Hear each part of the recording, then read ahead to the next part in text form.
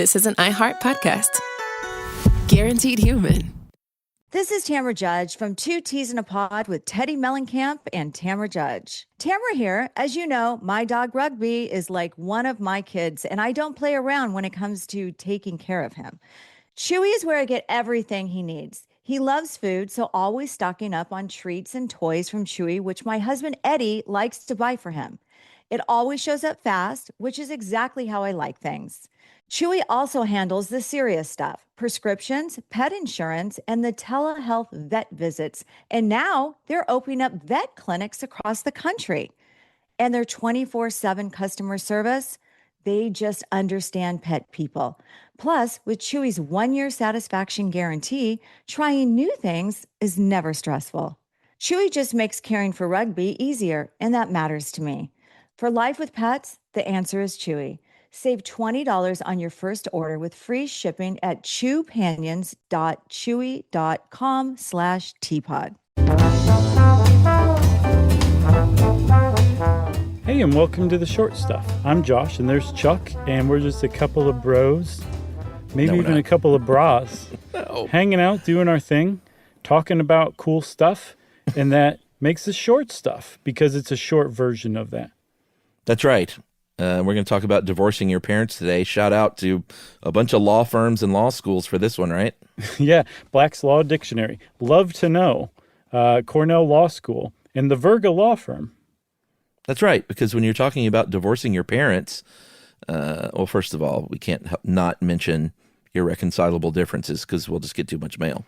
Have you ever seen it?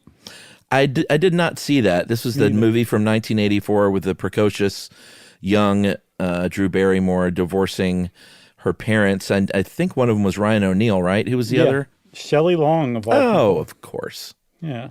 So would that mean that she was fresh off of the terrible mistake of leaving Cheers or about to be? 84. I feel like that's during Cheers. Does seem like that, doesn't it? Yeah, I think so. So, in it, little Drew Barrymore divorces her parents, and it seems like, okay, does that actually happen? Yeah, it totally does happen. They don't call it divorcing your parents, but it's actually, it's a legal proceeding called the emancipation of a minor. I think kids on the playground probably call it divorcing your parents. Yeah. That's what I'd call it. Todd divorces parents. Did you hear that? Yeah, I would totally say that. But legal emancipation, that is the legal term when a child basically steps forward and says, I am not, it depends on what state you're in as far as what we call being the age of legal majority. And each state has their own age for that. But depending on where you are, it could be 18 years old that you're a legal adult and you are on your own as far as being legally major. Right. California's is very low as far as when you can emancipate. Most states it's about 16, but in California, because of the movie industry, because it's a very common thing in the movie industry to get emancipated from your parents, not because even for the fact that you want to leave them necessarily. It just makes things a lot easier sometimes for your career.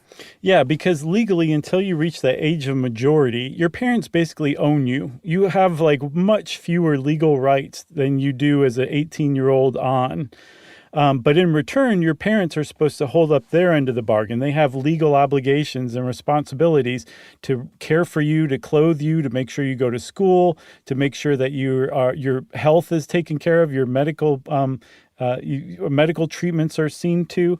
And so, like, if the parents break that contract, kids can say, my parents not doing a very good job of this. I don't want to have anything to do with them. I want to basically take care of myself. I'm not 18 yet, so I want to become emancipated and basically speed up that time to legal majority. Yeah, and like I said, in the film industry, like a lot of times a parent will be behind this and they'll still live at home even, but it just makes certain aspects of running their career and their life a little bit easier if they're emancipated. But sometimes, you know, there are actors and we'll get into the, you know, sad cases of why else a kid might do this. But in some cases there are kid actors that like aren't necessarily from LA and their parents live in, you know, Oklahoma and the kid goes off and lives on their own in an apartment when they're 15 years old. Yeah, I think it also protects the child's earnings too, because your parents can basically spend the money that you're earning if you're under the legal age of majority. So I think that's also a big reason why it happens in Hollywood among child actors most of all. Yeah, and if you are emancipated as a kid, you can do most of the things. You obviously, if you can't drive, if you're not legal driving age, or drink or vote or things like that, it doesn't change anything like that. Right. But you can sign a contract on your own without like a parent having to co-sign. You can work and keep that money, like you said. You can get that apartment if you want to. You can sue somebody. You can get sued by somebody. You can pick out what school you want to go to. A lot of rights are granted to you. Kind of the decisions, like you said, that an adult would make, you can now make. Right. There are some things that you can't do. You're not allowed to drop out of school unless you're actively pursuing a GED. That's a big one. I didn't see what the penalties are of that. Like, I don't know how they would keep you from doing that, but supposedly that's part of the bargain. And then also, if you're not of the age of consent to be married, you can't marry without your parents' consent, even if you're already emancipated, unless in a bunch of states, if you're already pregnant and you're a minor, or you already have a child and you're a minor, you can marry without parental consent. That's right. Why don't we take a break, and we'll talk, aside from being in the film industry, some other reasons why you might want to divorce your parents, and then how you might want to go about that. Learning things with Chuck and Josh. Stuff you should know.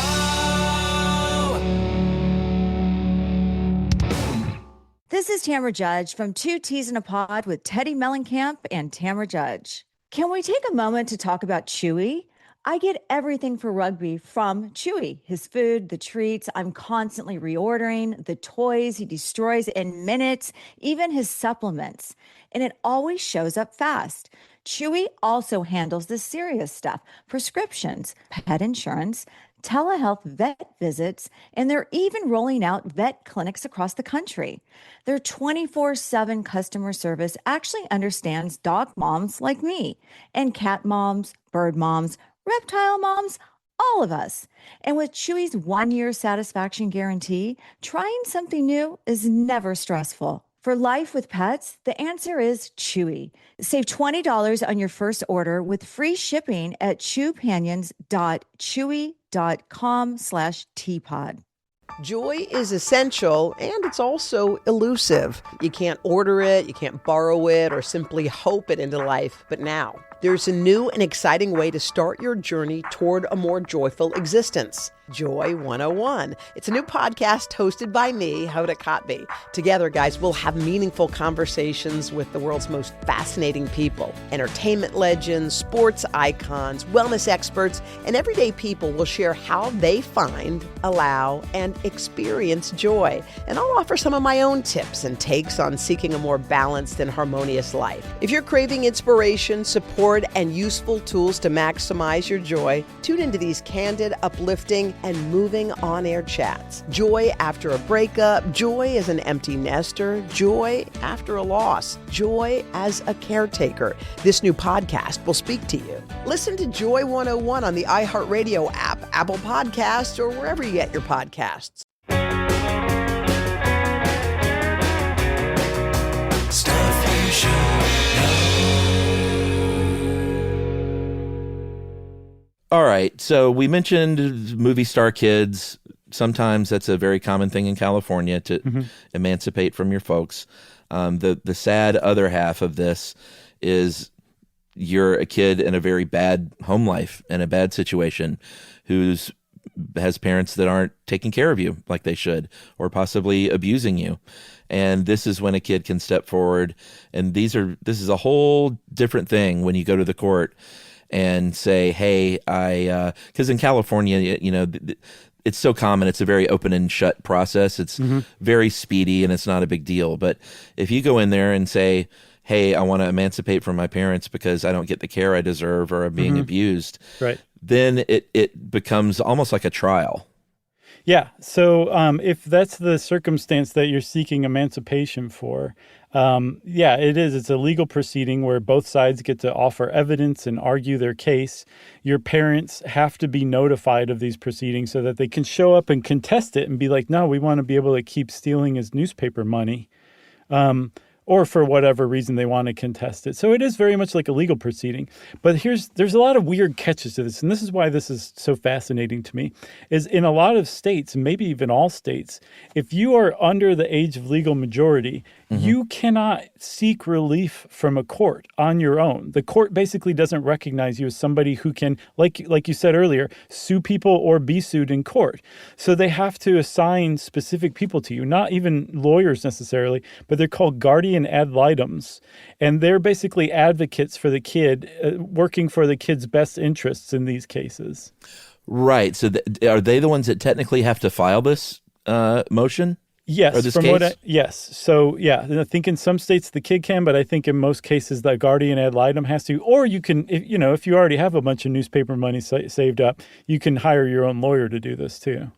And I guess technically a parent could do so, but if you're trying to divorce your parents, that's kind of counterintuitive, unless it's a situation where it's mutual. Well, for sure that'd be super sad. But yeah. If there was like a one really bad parent, and the other parent thought maybe the only way out was to approve emancipation or whatever. Yeah, could be. That'd be a messy legal case right there. It really would, because when you go to go in front of the judge, there's a lot of things that they're considering here, right? Yeah, they first of all, they're like, why do you want to be emancipated? And just to say, like, my parents suck, LOL, is not going to work. Like, there's some legal reasons that you have to have. Like, the judge would say they all suck. I'm sorry. Right. Like neglect or abuse or abandonment, all that kind of stuff. Or, I have a career and I need to be able to enter contracts my own or whatever. And based on those set of legal reasons, the thing will proceed forward. And the court's going to take a bunch of different stuff into consideration, like what your age is, how mature you are, what your health is like. Because if you have if you need support, say like with mental health, they're probably not going to emancipate you unless you can prove that you're going to be able to take care of this on your own. They're going to look at your parents and how your parents have behaved too, right?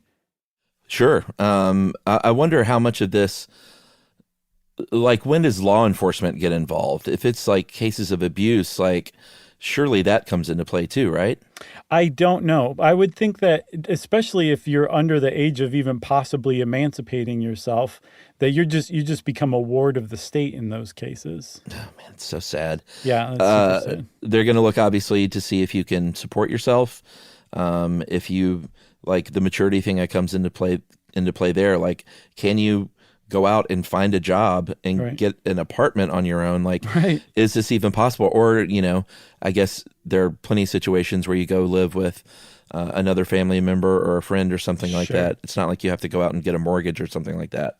No, but imagine being a 16-year-old and you're like, I'm out on my own now and I've got to work and pay for an apartment and go to school. Because again, remember, you can't drop out of high school. But there's another twist to all this. There's another caveat, Chuck. A lot of states have labor laws, child labor laws. So you might become emancipated or go to become emancipated and find out you can't be because you can't legally support yourself.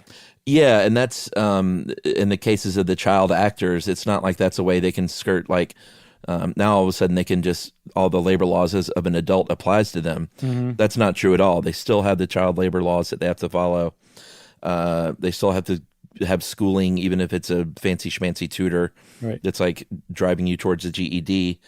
But, you have to, as a kid, like, you have to have some means of supporting yourself and also consider that you're still a kid that's gonna want to do kid stuff.